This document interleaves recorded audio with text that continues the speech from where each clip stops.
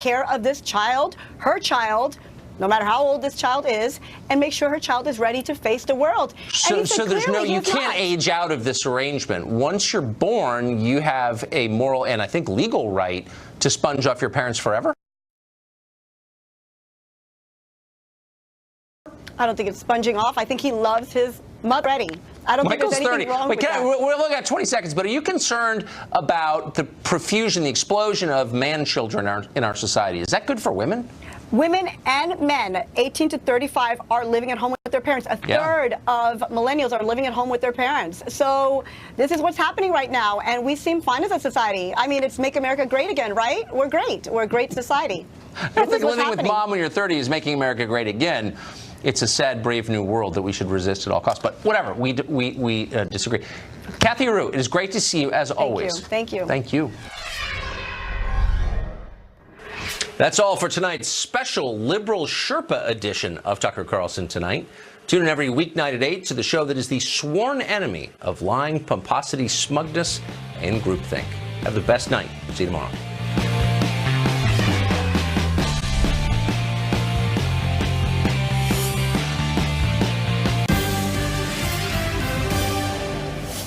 And welcome to the special edition of Hannity. President Trump's accomplishments. And tonight for the hour, we will do what the mainstream media never does, and that is list all the president's successes. And we start tonight with my interview of President Trump in Singapore. This was literally moments after his historic meeting with North Korean leader Kim Jong-un. Take a look. Mr. President, great to see you. Thank you very much. Historic day. I think most people like me want to know what was going on in that room one-on-one. Well, the big thing is this is now my 25th hour of being up and negotiating, and we've been negotiating very hard. This is about the complete, verifiable, irreversible denuclearization of the entire peninsula. So without that, we could not have had a deal. I mean, one thing up front, we want to denuke the entire peninsula. We want to denuke that whole situation. That is a hotbed. And you know what's been happening for years, and nobody did anything about it. And you have to. We have no choice. We had to. And the relationship was really good. It built. And I talked about early on in the relationship and the feeling. Well, we had a very good feel right from the beginning. And we were able to get something very important done. And actually some things happened after that was signed, Sean, where we're getting rid of certain missile research areas, certain missile testing sites. They're getting rid of a lot. You know, in the lead up to this, and this was pretty amazing because obviously I'm a pretty strong critic of our news media in the country, but a lot had happened. He had dismantled a nuclear test site. He crossed over the DMZ. 3 hostages were released. The missiles stopped being fired. He was willing, you wouldn't have come here if he was not willing to talk about denuclearization. That's right. So all of that happened before you walked in, and I don't remember that you sent cargo planes of cash or gave anything really before the lead up. Why do you think he's interested in doing this after spending that time with him? Well, it's sort of interesting because I noticed some of the press, and I'm not even knocking him because honestly they've been treating me very good on this subject. What's to treat badly? But some of the press would say he's meeting with them and therefore he has a major loss. I said, since when? And others wanted to. It never worked out. It probably never could have worked out. But we really have gotten a lot. You haven't seen missiles going up in 7 or 8 months. You haven't seen research. You haven't seen nuclear tests, very importantly. Japan is very happy because they were being encircled. I mean, there was a period of time when they were going right over the middle of Japan. And we got our hostages back, and you're right, we didn't pay for that, but I think, I don't say that in a braggadocious way at all, because he did such a smart thing, because that was such a good thing to do, and I feel so badly about Otto Warmbier. That was the one thing, and Otto did not die in vain. I actually believe, and I've gotten very friendly with Otto's parents, they're incredible people, devastated, as they, as you would think, great parents. He was a great young man. But I think without Otto, this whole thing wouldn't have happened, because it crystallized when he came back in the condition. It crystallized so much to so many people, maybe even to the other side, frankly. But I think that Otto truly did not die in vain. I've known you for a lot of years, and I think one trait that I could say is brutal honesty. In the room, alone, and then the subsequent talks with your team and their team. How honest, how brutal, what was said?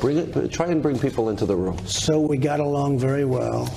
We got along from the beginning. We started off, he and myself and 2 interpreters, and from the beginning we got along. You know, I've made the statement, and I've said it before. I've said it about a lot of different kinds of relationships. You can almost tell right at the beginning. Did you tell at the beginning? What was that first minute? No, I felt very good at the beginning, and I talked about we have to denuke. This country has to be denuked, and he understood that. He fully understood it. He didn't fight it. And we're doing some great things, and for his country, and South Korea is going to be involved very much in helping, and Japan is going to be involved, and President Xi of China has been, really terrific on the border. I think less so the last couple of months, unfortunately. Was that a big part? Because your meetings, when you met with the president of China, were scheduled, if I recall, for like 15 minutes. Didn't some go on for 4 hours? That's right. Well, we actually met at Mar-a-Lago. He wanted to be at Mar-a-Lago, and we had a 15-minute meeting scheduled. When he comes in, we were going to go into breakout rooms where we had many people waiting for us, and it ended up lasting 4 hours. The 15 minutes, President of China, great guy, it ended up lasting for 4 hours. We just got along, and we have gotten along. I mean, I want them to treat us better on trade. That's my only problem. You know, they've been killing us. Didn't they make concessions on intellectual property? Well, they trade? want to do things. It's a tough thing. You know, they're doing so well. They've made so much progress against us for so many years. It's awfully tough for them to bring it back.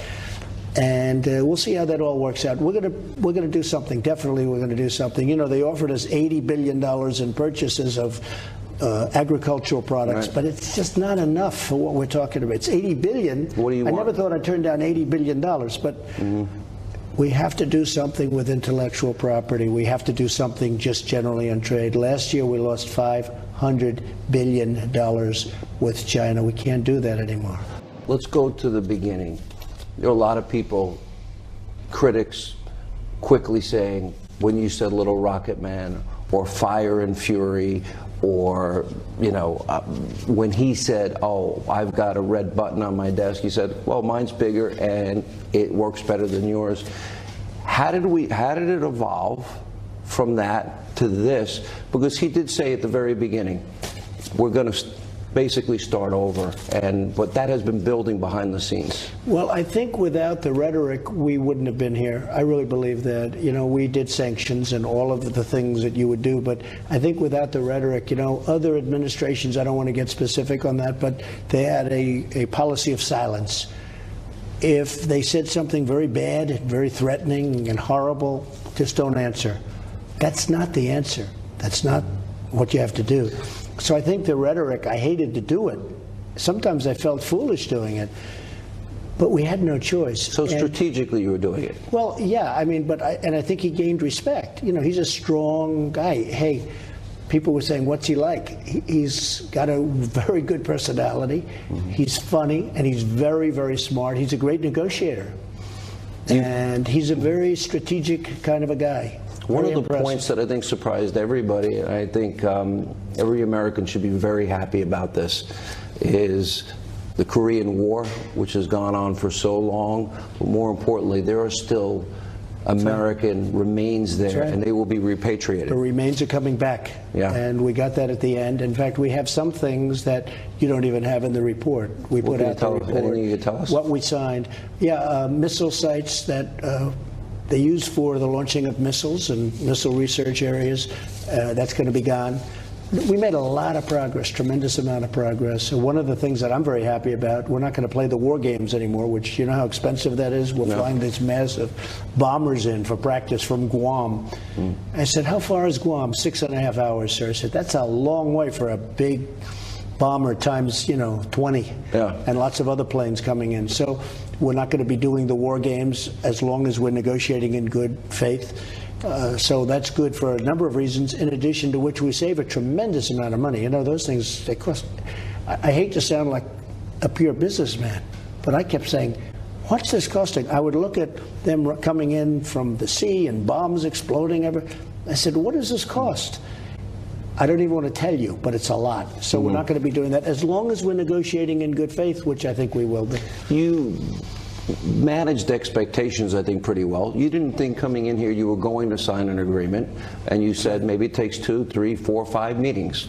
But you were open to going as fast or as slow as you wanted. We got along better than I would have assumed right from the beginning. We got a lot more done today than I ever thought possible. And he's going back. He's now headed back. And I think he's going back to get this done. He wants to get it done. You know, you hear the whole thing about his father and other administrations or his grandfather. The fact is that he brings that up. But they weren't dealing with me. They were dealing with different people. And What did never he say got was very the far. difference? You know, nobody's ever come close to Did he talk this. about the difference between past administrations and yours? Yes, but I can't say that because I don't want to be the one saying it. At some point, I'm sure he'll say it. Yeah. But they never got it done. And they were never this close either. I mean, it was never to a point where they were like we are. Is there a history lesson to learn here? I think in one sense we could talk about past administrations. Reagan, evil empire, Mr. Gorbachev, tear down this wall. His own advisors wanted to take those words out of that speech.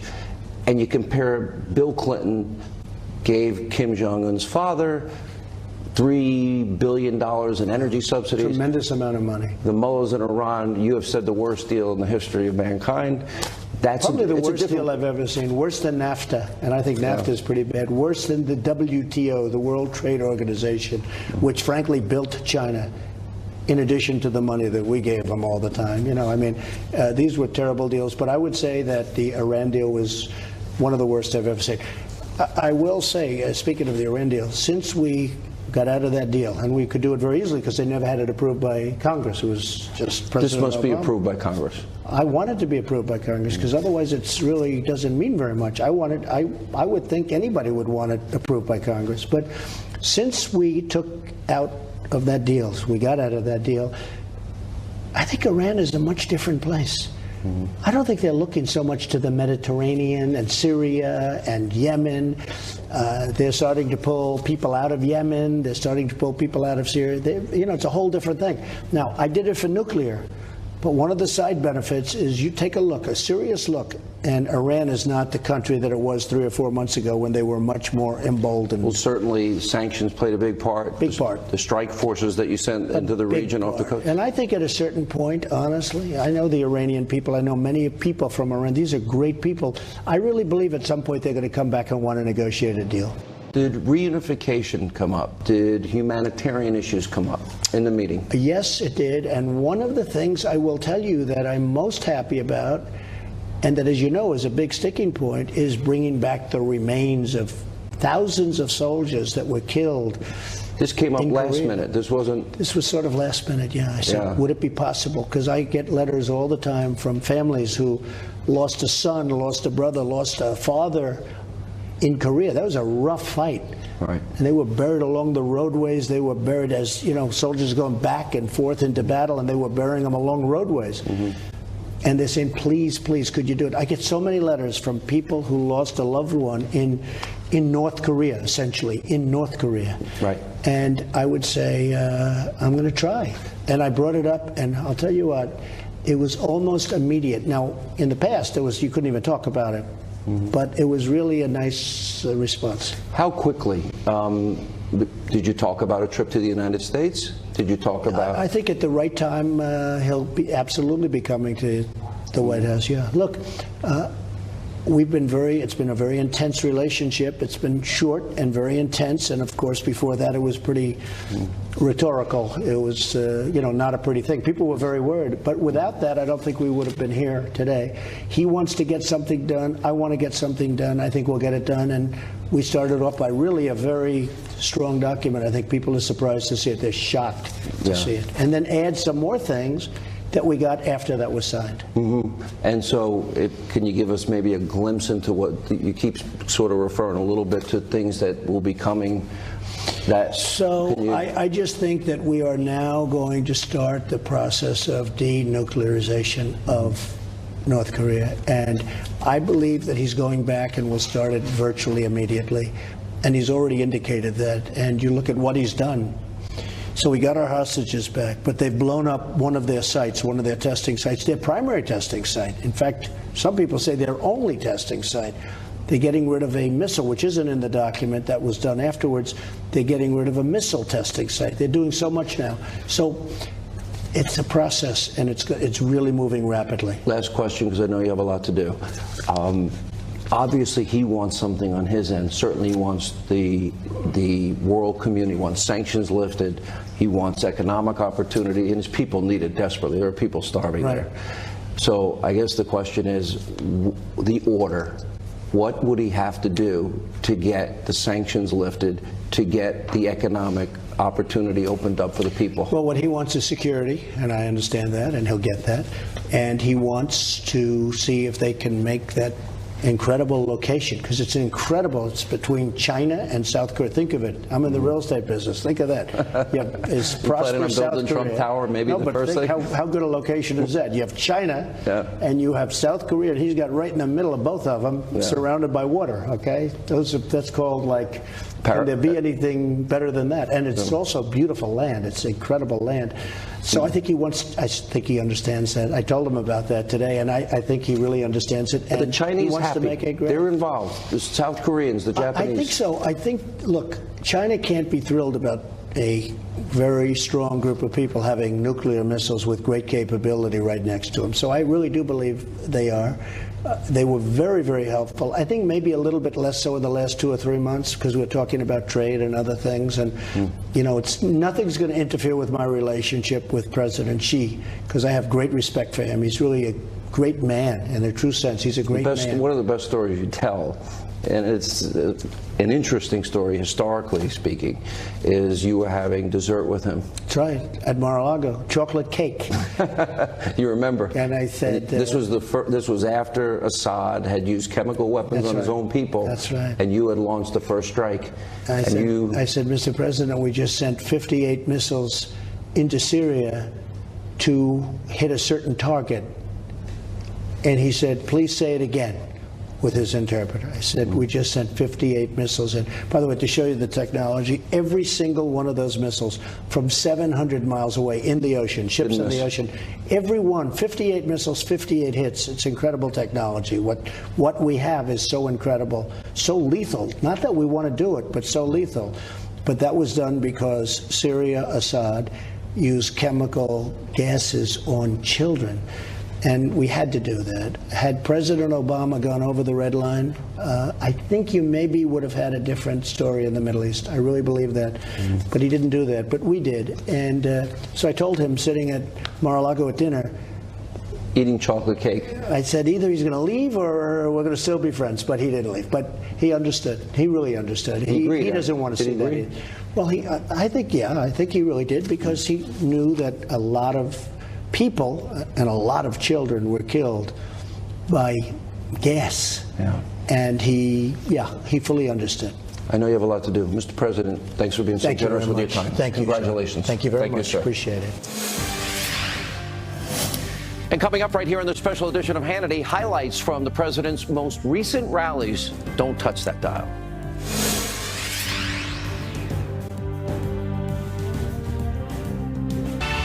Live from America's News headquarters, I'm Alicia Acuna. A 4-hour police standoff at the Statue of Liberty is finally over. It began with a protest against U.S. immigration policy. After several demonstrators were arrested, a woman scaled the statue's pedestal some 100 feet above ground. Liberty Island, a popular tourist destination on this holiday, was evacuated. Cops then had to climb the pedestal to bring the woman down. It was dog eat dog at Nathan's annual hot dog chomping contest in Coney Island today. Joey Jaws Chestnut won his 11th straight title and broke his own world record, 74 dogs and buns in 10 minutes. The judges originally counted 64 before discovering they forgot an entire plate. Then there's super eater Miki Sudo, 38 franks and buns to claim her 5th title, although she fell short of her record last year of 47. I'm Alicia Acuna. Now back to the Hannity special. As we continue the special edition of Hannity, President Trump's accomplishments. Now, the president recently hit the road. He held several rallies all across the country, discussed building up our military, the progress in North Korea, and so much more that the media ignores. Take a look. We will not be taken advantage of anymore. We're a great country. We're going to be an even greater country, hopefully greater than we've ever been before. We have such potential. We just secured a record $700 billion in funding to rebuild our military, which was in very sad shape.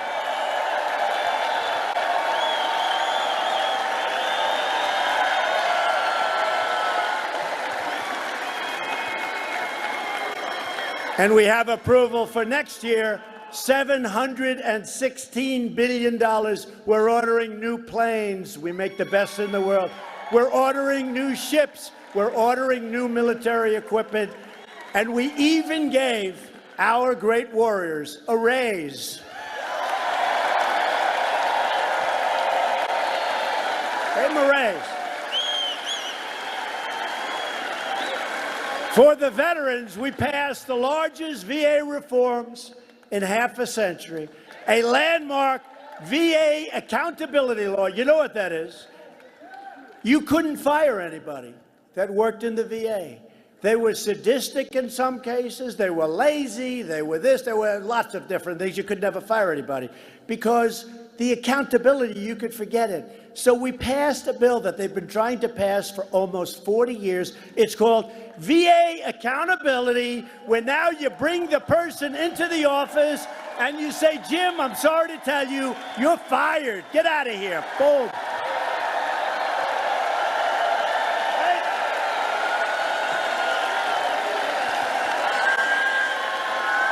Right?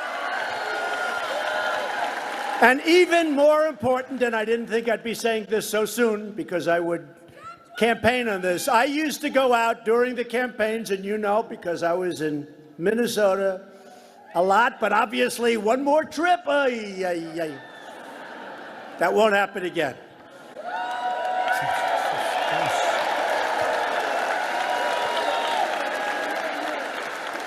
But one that's really important to me, and I used to say to myself, I wonder why doctors don't just take care of our great vets.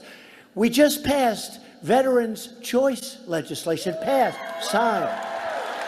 That gives our veterans the care they deserve, the care they earn. Now look, so our veterans were waiting online for 9 days, for 12 days, for 3 weeks. Some went online with a minor problem. They ended up having a terminal disease. Now, I said during the campaign, before I knew too much about it, but there's a lot of common sense in life. I say, instead of one of our great veterans waiting for 2, 3, 4, 5 weeks, why don't we let him go see a doctor and pay the bill? And that's what we're doing. That's Veterans' Choice. That's Veterans' Choice. And you know, I went to people, I thought, oh, I think I'm such a genius, okay. I thought this was like the greatest idea, but I went to the vet groups, I went to every, yeah, we've been trying to get that passed, sir, for 30 years, okay? I didn't know that, but what I did know is I knew how to get it passed, and we got it passed. We had a great success, North Korea. Chairman Kim, great success.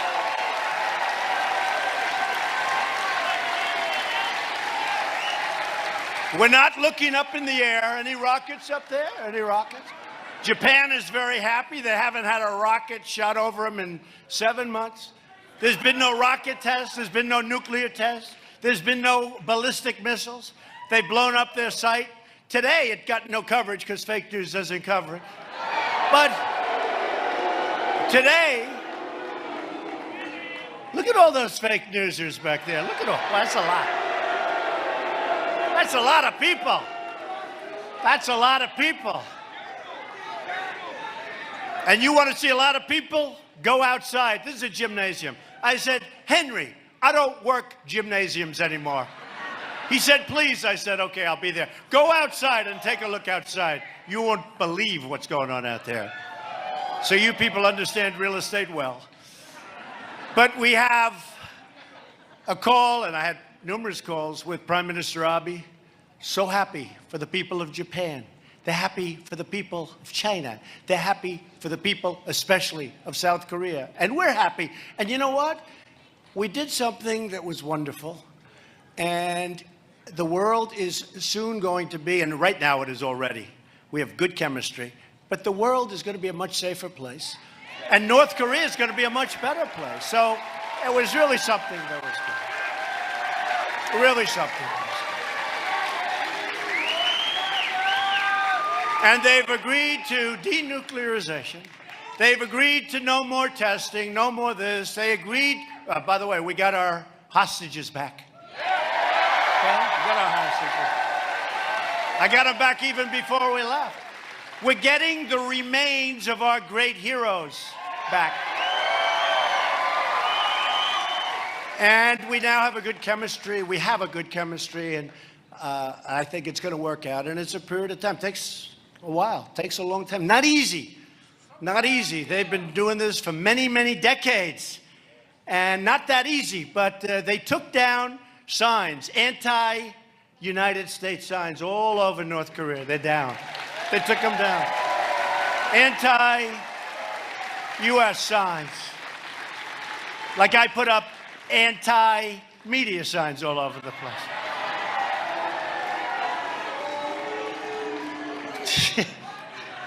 You're worse than I am. These people. No, we just want honesty. We want a little fairness. We want a little fairness, right? We don't get very much of it. But, you know, it's sort of interesting. So we make the deal. And we signed a piece of paper. And it was a beautiful piece of paper. It said, we will denuke, we will this, we will that, we will get the remains back, we will do all of these things. A lot of things. We will not test. We will abandon our, they have an engine site for, these are not engines like for your car. These are engines for ballistic missiles. They're going to rip that down. So point after point after, but it starts off, first sentence, we will denuclearize North Korea. Okay. So you know what the fake news said? Donald Trump has suffered a humiliating defeat because I agreed to meet. I said, I agreed to meet. In other words, because I agreed to meet. They couldn't think of anything else. So, and I will say this, at the beginning, they couldn't believe it was happening. 2 days later, they were saying, Hillary Clinton could have done that. I don't think so.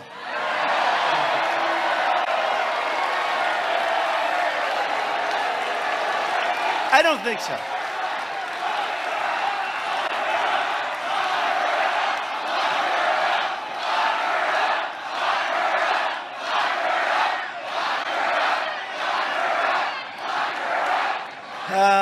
Boy, did you ever see anybody so protected in your life? Did you ever see that? Point after point after point, and I did nothing, and it just never ends. Never ends. No collusion, no nothing. But you go, point, and you know what? After the election, I said, okay, let's go. Come on, who cares? Let's go. We got to make America great again. I don't believe any administration, and you're with us, we're partners in this whole deal. You know, when we came out, we're partners. This is not me. This is a whole group of people. I don't believe, and I don't even think it's close, that any president has done what we've done in 500 days. Not only the judges, not only the biggest tax cuts, not only Anwar in Alaska, you know all about Anwar, one of the great drilling sites in the world, that nobody could get oil and gas, that nobody could get approved. Ronald Reagan couldn't get it. Nobody could. I didn't even want it until I heard everybody else wanted it, and I said, it's like a freebie. That's part of our tax cuts. Tax cut and reform, right? We talk we want cut. Please give me the word cut, right? You've heard that, sir. I want the word cut. So we've cut regulations more than any president in history, whether it's 4 years, 8 years, 16 years. And we have more cutting to do. And by the way, we want regulation. We want crystal clean water. We want beautiful, clean air. We want it more than anybody. And our air and our water now is better than it ever has been. And we're going to keep it that way. It's important. It's very important.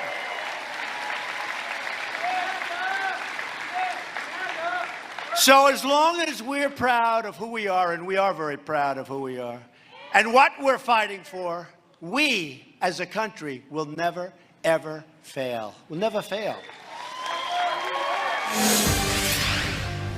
And when we come back, more highlights from President Trump's most recent rallies as this special edition of Hannity continues.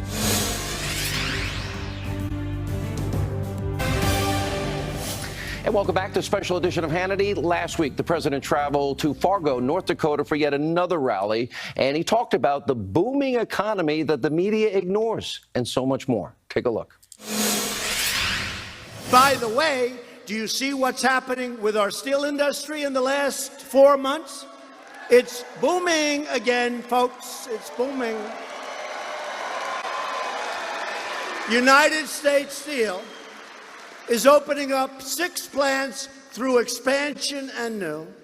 I was in South Carolina the other night where, by the way, a great candidate won very easily. You know, our track record is extraordinarily good, right? That's why I'm here, for Kevin. That's why I'm here. But they just announced the day I get there, they have a steel company called Georgetown. It's been closed for 4 years. They announced the day before I got to South Carolina that Georgetown Steel is reopening and hiring 600 people. Not so complicated.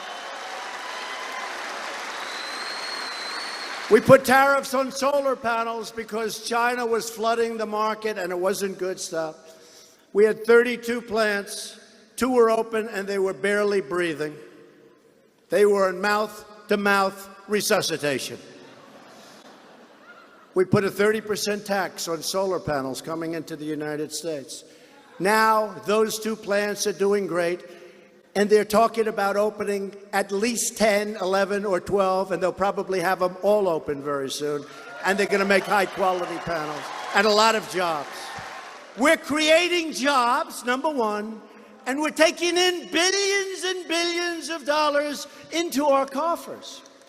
You know, there was a time when we had tariffs because you had presidents like President McKinley and Roosevelt and others, Roosevelt won, who liked the idea of foreign countries when they come in and want to take our wealth, they have to pay for it. They don't take it. On top of everything else, so they take our wealth, and we even protect them with our military. We protect everybody. So we get it every which way. So we want to just tell those people, number one, we've created a lot of jobs. Number two, what's happening is we're taking in billions and billions. Look at the steel. We have a 25% tariff. We're taking in billions of dollars, creating jobs. And you know what? Even if it wasn't perfect, we need a steel industry. We were going to have no steel plants. If something ever happened,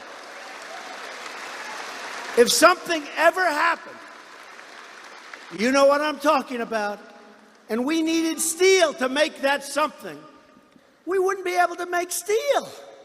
We need, you know, there are some industries, steel and aluminum, we got to have it. So we have jobs, we have a vibrant industry. In a short, the head of United States Steel called me the other day, and he said, Mr. President, I'd like to thank you. I have never seen anything like it. We haven't opened up a new plant in 32 years, and now we're opening up 7 of them, 6 of them extensions. We're going to build a new one. And that's just one company. The Heritage Foundation reported that in just the first 500 days of our presidency, not my it's our presidency, let's face it, not my presidency. You're the one that did it. You're the one that did it. Although I've been a good student. I told John And I told the whole group, we had a whole group of politicians before. And you know, some of them have been congressmen like for 25, 30 years. And they're asking me questions about politics. I said, I've only been doing this for 2.5 years. Don't ask me a question like that. But we've been good students, haven't we, all together? Haven't we been good students? But the Heritage Foundation came out with a report, and this was as of 2 months ago. We've already implemented 64% of our top agenda items, and that's at a much faster pace than even Ronald Reagan. That's pretty good, right?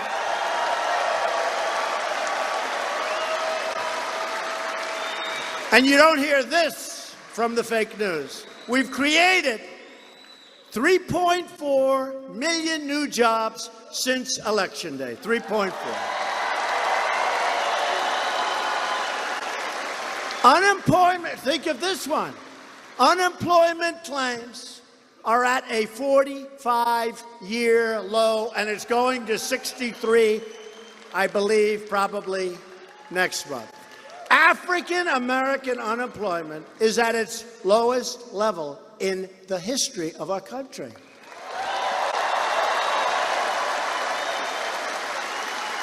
Hispanic American unemployment also is at the lowest point in the history of our country. Unemployment among women.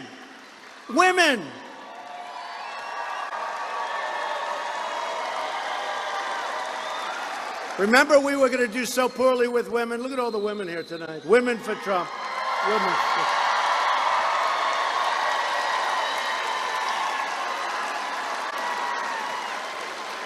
They never take those cameras off my face. Look at all the women. Remember, we were going to do so poorly with women. We did great with the women. I wouldn't be standing here.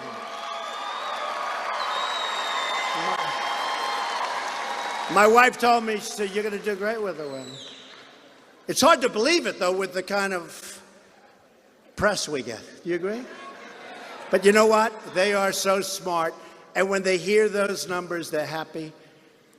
And when you hear the numbers, I used to go into arenas, and I'd read the horrible statistics on crime and education and how badly people are being treated in the Hispanic communities, in African American communities. And you remember, I'd go in and say, you've been voting for Democrats for 100 years. You have these horrible, look at my friend right there.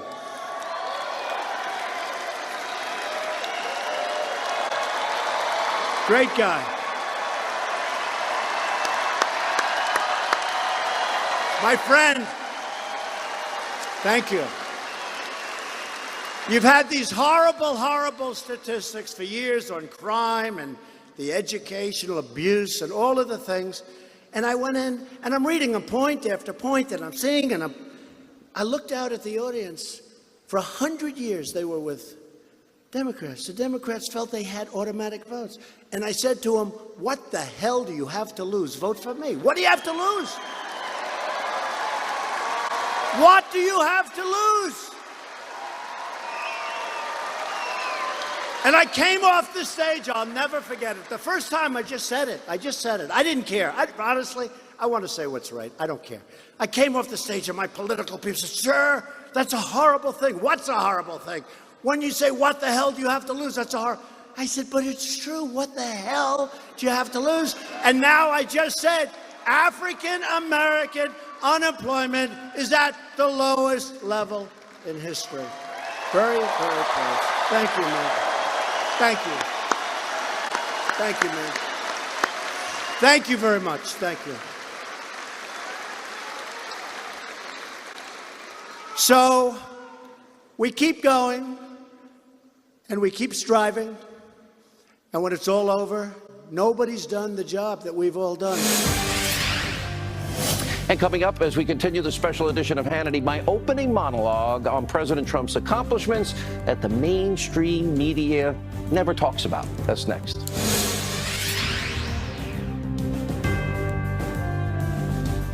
Hi, from America's News headquarters, I'm Alicia Cunha. Mother Nature posing new threats for those 12 kids and their soccer coach trapped in a flooded cave in Thailand.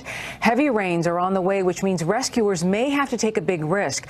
They can wait for the floodwaters to recede before getting the children out, perhaps when the rainy season ends in October, or teach them to use scuba gear so they can swim to safety. But some of the kids can't swim. So far, they're all said to be in good condition. And speaking of heavy rain, Houston saw a lot of it today, putting a real damper on July 4th celebrations. 2 to 4 inches of rain fell every hour earlier today. The city still recovering from Hurricane Harvey, which caused more than $150 billion in damage across Texas last summer. I'm Alicia Cunha. Now back to the Hannity special.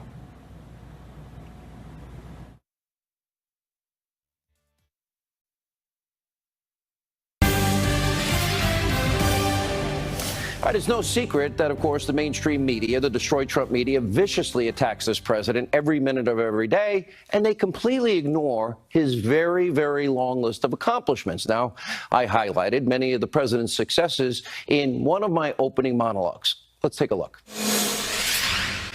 It is now the 500th day since Donald Trump was inaugurated, and after months of predictions that a Trump presidency would leave this country in ruins, well, it is now undeniable that the entire world is seeing massive, serious progress under the president's leadership. We have pending talks with the North Korean dictator. That's just days away. We're going to talk about the denuclearization of the Korean peninsula. That now weighs in the balance in the interim. Let's see. Kim Jong-un has halted all of his missile tests. No more missiles being fired over Japan in the interim. He literally is destroying one of his nuclear test sites. It's been disabled. Don't forget, 3 American hostages were also returned, and he walked over to the DMZ into the arms of the South Korean president. All good news. Not a dime paid, like in the case of Obama or Clinton, in showing peace through strength works. And also breaking today, 3 longtime North Korean generals have been fired by Kim Jong-un, another good potential sign of North Korea's commitment towards serious reform. And meanwhile, on day 500, the Trump presidency, let's see, we've seen so many great developments right here at home. We don't even have the time to list them. Look at the side of your screen. Nearly 3 million plus jobs have been created, 300,000 in manufacturing alone. The unemployment rate, an almost unprecedented 3.8%, the lowest in 50 years. We have for African Americans all-time low unemployment rate. Same with Hispanic Americans. Same for women in the workplace. 14 state record lows as it relates to unemployment. Consumer confidence, 17-year high. Now, this after passing a historic $3.7 trillion tax cut and cutting 22 regulations for every new one enacted.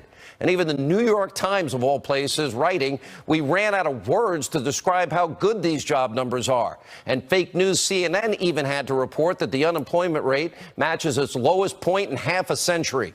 Other accomplishments include the president keeping his promise. The U.S. Embassy has moved to Jerusalem and Israel, getting America out of that horrific Iranian nuclear deal. And you can't forget about Trump's actions against Assad, ISIS, and Vladimir Putin. And you likely won't hear about this in the press, but the construction of that wall on the southern border of this country, yeah, it started in San Diego.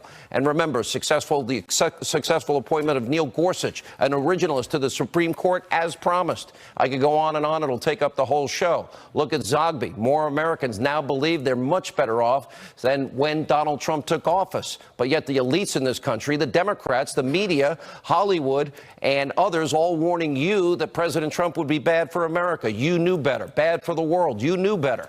In fact, these people were actively and are actively rooting for the president and the country to fail so they can get power back. What they don't understand is that Americans are fed up with both parties. They're disgusted. So they purposefully elected an iconoclast, a disruptor, and someone that they knew would get results and make decisions and move at the speed of Trump. And in his first 500 days, the president, he has proved his naysayers wrong. So tonight, an important question to ask: who do you trust? The anti-Trump sycophants who have been wrong over and over and over again, actively now in the position of having to root for failure of the president? That means failure for the country. And by the way, a guy that has gotten results. Tonight, the answer to this question is clear. Everyone in America is reaping the rewards. You, the American people, made the right decision. More of the special edition of Hannity as we continue straight ahead.